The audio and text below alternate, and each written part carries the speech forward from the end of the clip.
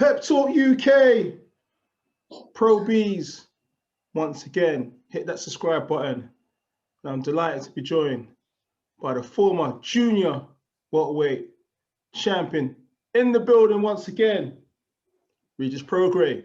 How are you? Sir, good, brother. Just finished training. You know what I'm saying? That's all. We out here in LA right now. So I started training camp. So I just finished training. So, you know, that's all. Nothing too much.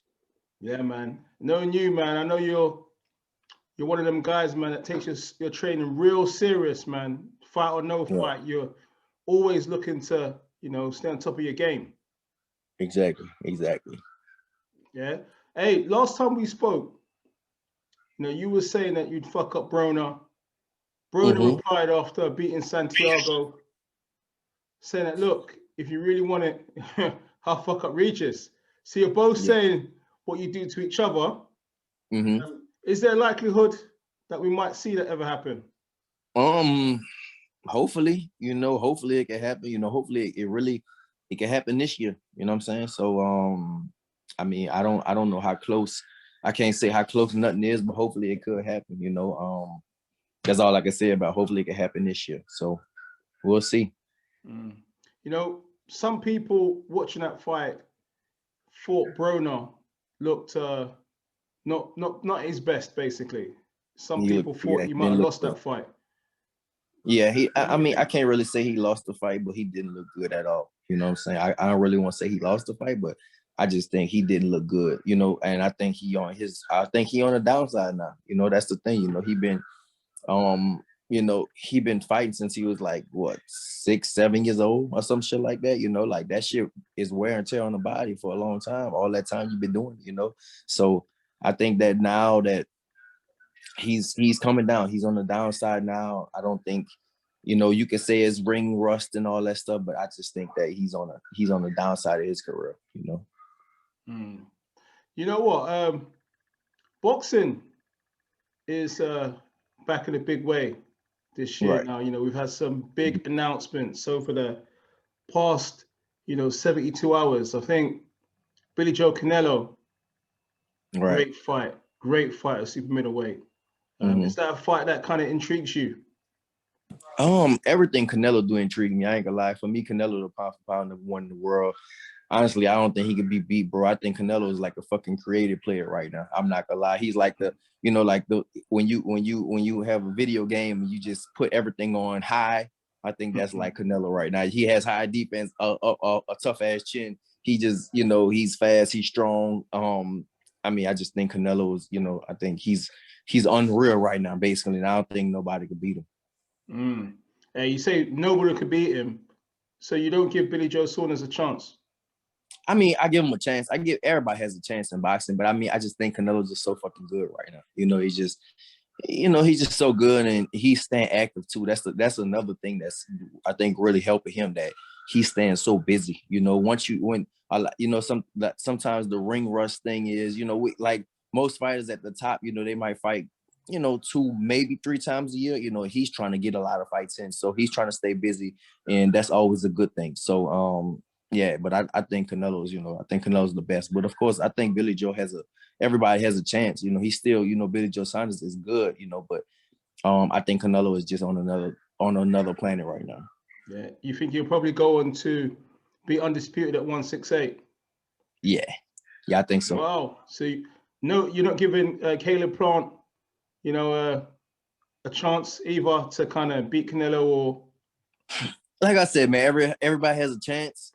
But I just think Canelo's, you know, I just see Canelo as being the best. That's all.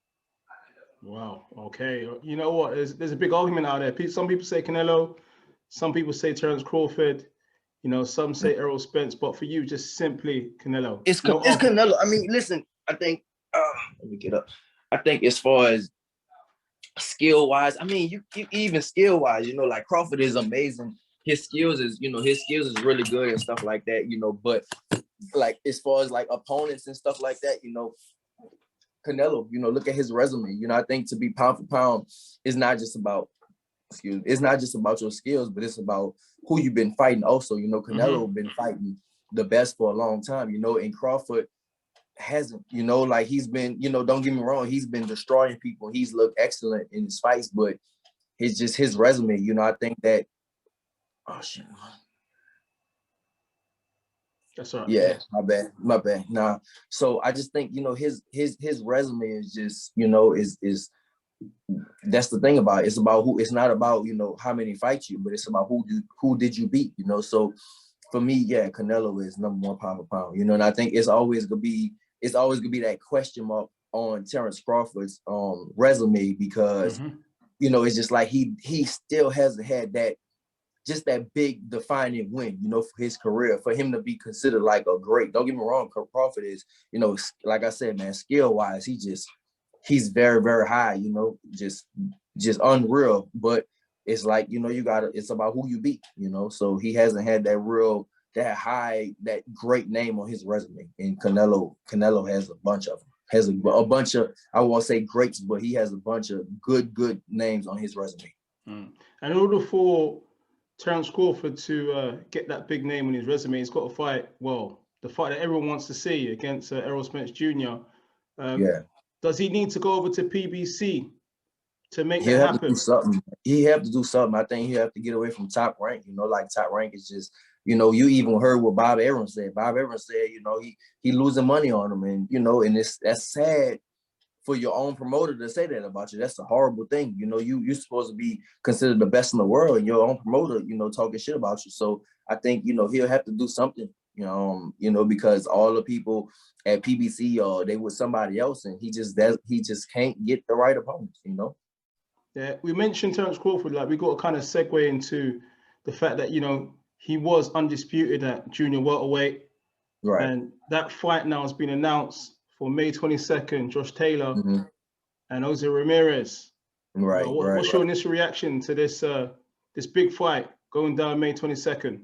I'm glad it's you know, finalizing now. You know, I definitely, hopefully, if they have fans, I'll be in the building. You know, I can maybe get the winner or whatever. We'll see what happens. Get the winner of those two. But I mean, as far as predictions, my thought process, it hasn't changed. I think Taylor's gonna win. You know, Ramirez, I think he can get outboxed. You know, he can definitely get outboxed. Don't get me wrong, he's a strong, tough Mexican that's gonna keep coming forward.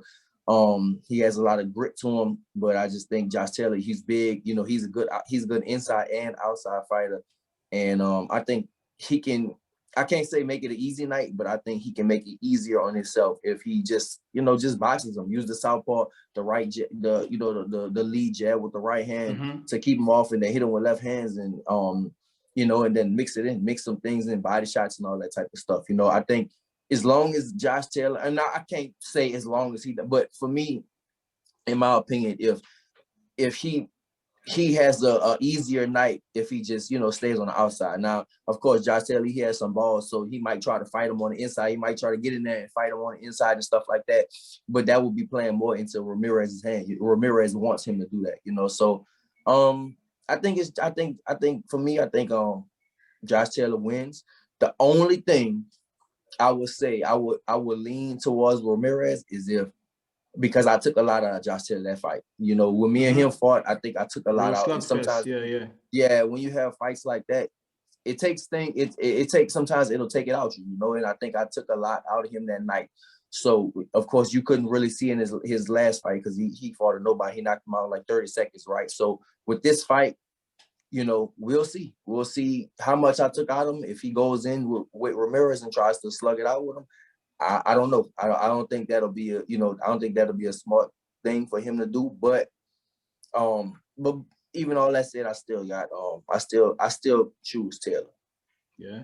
Do you feel kind of like, okay, we spoke about this before, that, you know, this is a big fight for the undisputed order marbles, and you know, you've had a world title, and right.